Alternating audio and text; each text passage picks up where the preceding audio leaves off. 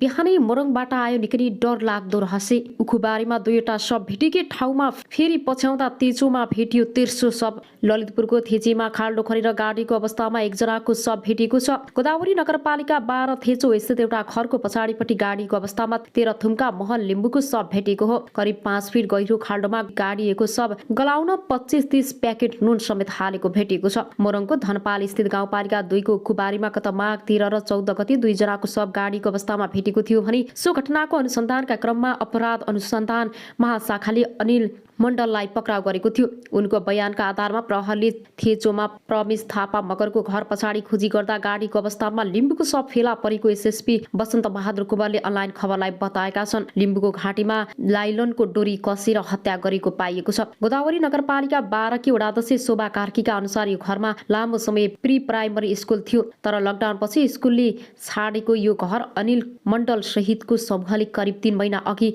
भाडामा लिएको थियो। प्रारम्भिक अनुसन्धानका क्रममा खुले अनुसार मोरङको धनपाल थान गाउँपालिका 2 को उखुबारीमा गाडीको अवस्थामा शव भेटिएका राजेन्द्र कुमार श्रेष्ठ र शम्भु चौधरीका साथै थेचोमा शव भेटिएका लिम्बुली अनिलसँग मिलेर जग्गा कारोबार गर्दै आएका थिए। लेनदेनकै विवादका क्रममा 3 जनाको हत्या भएको हुन सक्ने प्रहरीको आशंका छ। प्रहरीका अनुसार अनिल मण्डल 28 मङ्सिरसम्म थेचोमा देखिएका छन् भने यहाँ लिम्बुको हत्या गरेर मोरङमा गएको र श्रेष्ठ र चौधरीको हत्या गरेको हुन सक्ने अनुसन्धान अधिकृतहरूको आशंका छ। अब आउनुस् अर्को समाचारतर्फ लागौं।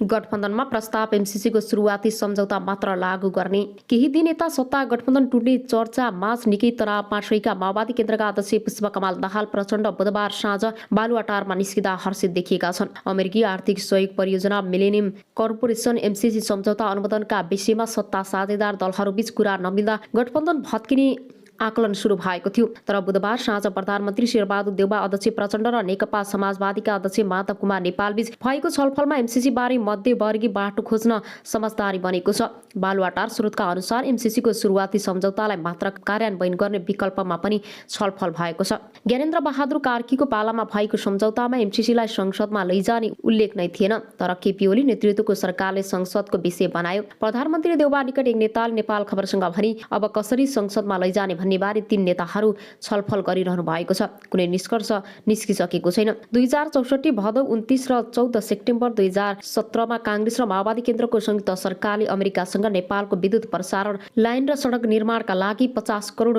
डलर अनुदान सम्झौता गरेको थियो। त्यसबेला नेपालको तर्फबाट तत्कालीन अर्थमन्त्री ज्ञानेन्द्र बहादुर कार्की र एमसीसीका तर्फबाट कार्यवाहक सीईओ जोनाथन नास्ली सम्झौतामा हस्ताक्षर गरेका थिए। त्यसबेला गरिएको सम्झौतामा एमसीसीलाई संसदबाट अनुमोदन गर्नु पनि प्रावधान नै थिएन। तर 2076 असोज 12 गते 29 सेप्टेम्बर 2019 मा केपी शर्मा ओली नेतृत्वको सरकारका अर्थमन्त्री डाक्टर युवराज खतिवडाले एमसीसी कार्यक्रम कार्यान्वयन सम्झौतामा हस्ताक्षर गर्दा त्यसलाई संसदबाट पास गर्ने कुरा थपिएको थियो। सुरुमा भएको सम्झौतालाई अघि बढाउने एमसीसी मुख्यालयलाई पत्राचार गर्ने प्रस्तावमा छलफल भएको एकीकृत समाजवादीका महासचिव वेदुराम भुषालले बताएका छन्। दात्री राष्ट्रले दिने आर्थिक सहयोगलाई संसदबाट अनुमोदन गर्ने विषयकै कारण दलहरू अहिले विभाजित भए सुरुको सम्झौता कार्यान्वयन गर्दा समस्या हुँदैन भनेर एमसीसीलाई भनौं। भुषाल गठबन्धनमा राखिएको प्रस्ताव बारे नेपाल खबरसँग भनी संसदबाट पारित भएपछि यो कानून सरह बन्छ र त्यहाँसँग बाँचिएका अन्य कानून निष्क्रिय हुन्छन्।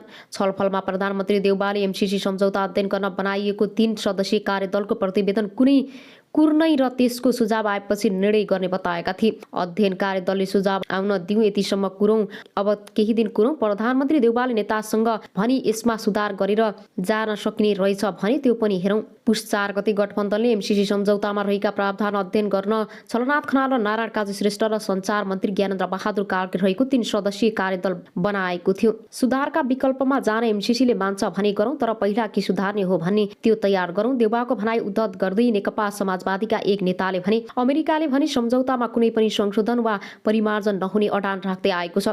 यद्यपि प्रधानमन्त्री देउवाले सुधारको कोसिस गरौं भनेपछि समझदारीको वातावरण बनेको ती नेताले बताए। अब केही समय यही विषय अध्ययनमा जानेछ। ती नेताले भने यसअघि बुधबार बिहान पनि देउवा, प्रचण्ड र नेपालबीच छलफल भएको थियो। बिहान 11 बजेदेखि बालुवाटारमा भएको छलफलमा स्थानीय तहको निर्वाचन एक्लै घोषणा गर्ने निर्णय लिएको, एमसीसी पास गर्न एमालेको साथ लिने तयारी गरेको लगायत चर्चा र प्रदेश सरकार विस्तारका विषयमा 3 नेताले छलफल गरेका थिए। बिहानको छलफल बढी जसो गठबन्धनको भविष्य र प्रदेश 1 र कर्णाली सरकार विस्तार विषयमा केन्द्रित रहेको एक नेताले बताए। बिहान 3 नेताबीच स्थानीय तहको निर्वाचनमा गठबन्धन कायम राख्ने किन नराख्ने भनेर छलफल भयो र प्रधानमन्त्री देउबाले तिनै तहको चुनावसम्म गठबन्धन कायम रहने प्रतिबद्धता पनि जनाउनु भयो। ती नेताले भने प्रदेश 1 र कर्णाली सरकार विस्तार गर्ने सहमति पनि जुटेको छ। अब केही दिनमै सरकार विस्तार हुन्छ।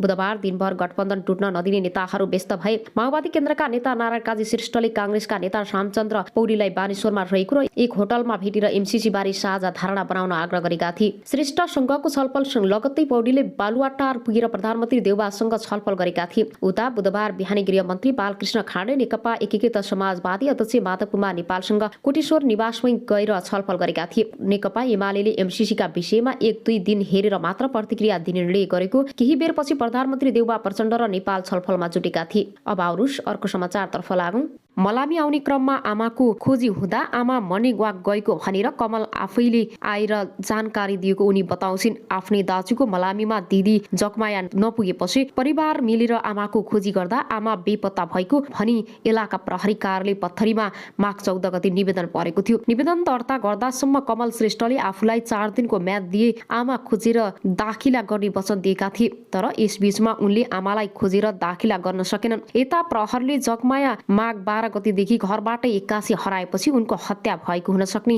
बाहिरी कुराको सुइँको पाइसकेको थियो। प्रहरीमा यस्तो सूचना पुगेपछि प्रहरले जकमाएको खोजी गर्दै कमल श्रेष्ठ माथि सूक्ष्म रूपले अनुसन्धान गरिरहेको थियो। अनुसन्धानका क्रममा प्रहरले माघ 12 गते बिहान झिसमिसीमा कमल श्रेष्ठ जंगलबाट फर्किँदै गरेको देख्ने केही व्यक्ति सम्पर्कमा आएपछि कमल र सो व्यक्तिहरूको प्रत्यक्षदर्शी उपस्थितिमा बयान लिँदा कमलले आमाको हत्या गरी जंगल लगेर जलाएको स्वीकार गरेको प्रहरले जनाएको छ। उनले बयानका क्रममा आफूले आमालाई घरमै खाँटी थिचेर मारेको र बिस्कुन सुकाउने त्रिपालमा बेरी साइकलमा राखेर हरियाली सामुदायिक वनको समाधीन घाटमा लगेर जलाएको बयान दिएको इलाका प्रहरी कार्यालय पत्थरीका डीएसपी कृष्ण खड्काले बताएका छन्। घटना पश्चाताप श्रेष्ठको निज सोचका कारण आफूहरू पनि असुरक्षित रहेको भन्दै उनका आफन्तहरूले उनलाई कडा कानुनी कारबाहीको माग गर्दै हत्यामा संलग्नताको परिवारबाट आफूहरू पनि असुरक्षित रहेको मृतकी बुहारी गीता श्रेष्ठको माग रहेको छ। यस्तै मृतक जकमायाकी नातिनी सबिना श्रेष्ठका अनुसार पक्राउ परेका श्रेष्ठले यसअघि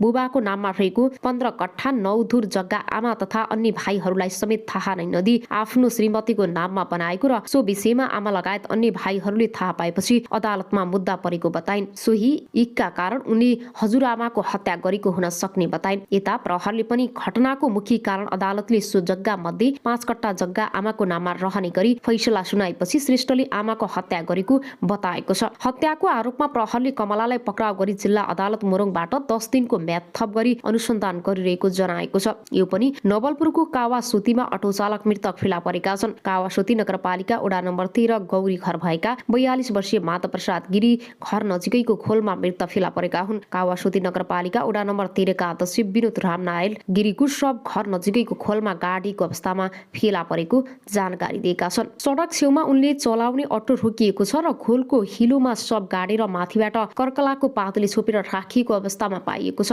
राणा मगरले भने वडा अध्यक्ष राणा मगरका अनुसार गैराती घरमै बसिरहेका केरीलाई अपरिचित व्यक्ति आएर अटोमा पुर्याइदिन भनेपछि उनी घरबाट निस्केका थिए। उनको हत्या भएको हुन सक्ने प्रारम्भिक अनुमान गरिएको स्थानीयको भनाइ छ। नवलपुर प्रहरीका डीएसपी दिलीप कुमार गिरीले सबलाई अहिले खाल्डोबाट बाहिर निकालेको र घटनाको अनुसन्धान भइरहेको बताए। अनुसन्धानका लागि बागमती प्रदेश प्रहरी कार्यालयबाट विशेष तालिम प्राप्त कुकुर मगाइएको उनले जानकारी दिनुभयो। घटनास्थलमा एसपी प्रज्वल महर्जन र प्रज्वल महर्जन पुगेका छन्। रातको समयमा घरमा एक अपरिचित व्यक्तिले म आर्मी हो, मलाई जसरी पनि तालिममा जानु छ भनी घरबाट लगेका थिए। रातको समयमा म जाँदिन भन्दा पनि त्यो मान्छेले लगेर गएको थियो। त्यो मान्छे कहाँबाट आएको हो, को हो भन्ने कुरा कसैलाई थाहा छैन। श्रीमती भन्छन् मैले यो सब केही थाहा पाएन। राति जागेर हेर्दा श्रीमानलाई नदेख्दा उनलाई फोन गरे तर फोन उठेन। कोही बिरामी लगेर गएका होलान् भनी म निदाएँ। फेरि बिहानसम्म पनि घर नआएपछि हामी बिहान खोजीमा हिँडेका हौं। मेरो श्रीमानको कुनै व्यक्तिसँग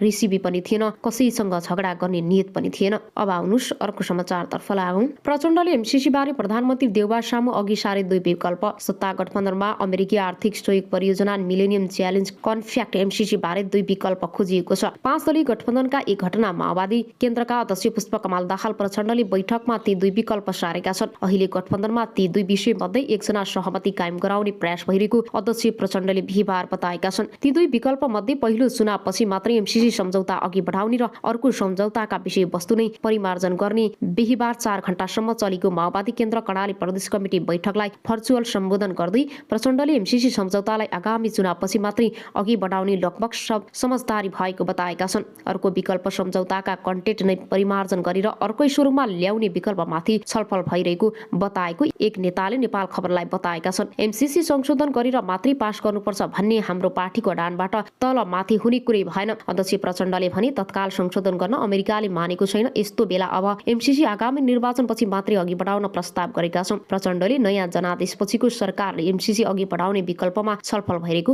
बताएका छन्। एमसीसी एउटा सहयोग हो, तत्काल पारित नगर्ने, पारित गर्ने परि चुनावपछि नयाँ जनादेश सहितको सरकारले अगाडि बढाउनेमा समझदारी बनेको छ। आगामी जेठमा स्थानीय तहको निर्वाचन तयारी भइरहेको छ। प्रचण्डले स्थानीय तह मात्रै होइन, तीनवटै निर्वाचनसम्म संगठन कायम राखेर जाने सहमति जुटिसकेको छ। एमसीसीलाई गिजोलेर सम्म गठबन्धन तोड्ने प्रयास असफल पारेको छ। प्रचण्डको भनाई उद्धत गर्दै केन्द्रीय सदस्य छक बहादुर मल्लले नेपाल खबरसँग भने अब हामी नयाँ तरिकाबाट अघि बढेका छौं। भर्चुअल कार्यक्रममा माओवादी तर्फबाट सरकारमा रहेका 2 मन्त्री र 2 उच्च तहका नेताहरू पनि थिए। एमसीसी जस्ताको तस्तै पारित गरी गठबन्धनबाट बाहिरिनुपर्ने दबाव पार्टीभित्रै बढिरहेका उनले यस्तो भनेका हुन्। अब आउनुस् अर्को समाचारतर्फ लागौं।